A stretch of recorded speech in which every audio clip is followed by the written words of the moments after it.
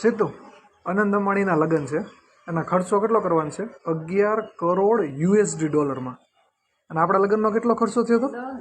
10 લાખનો ખર્ચો. આપણી પાસે સંપત્તિ 4 વીઘા જમીન, 1 વીઘાના 5 લેખે ગણીએ તો 20 લાખ સંપત્તિ થાય, 20 લાખની. હવે આનું તને ટકાવારીમાં બતાવું કે ટકાવારી શોધવા માટે નીચે કુલ રકમ આવે અને ઉપર જોઈતી. તો 10 લાખનો આપણે ખર્ચો કર્યો હતો, તો 10 અહીંથી ઉડે 2, આ લાખ ઉડે અહીંયા. એટલે આપણે આપણી સંપત્તિનો લગ્નમાં 50% ખર્ચો કરી નાખ્યો. હવે મુકેશ અંબાણીએ, મુકેશ કાકાએ કેટલા ખર્ચો કર્યો?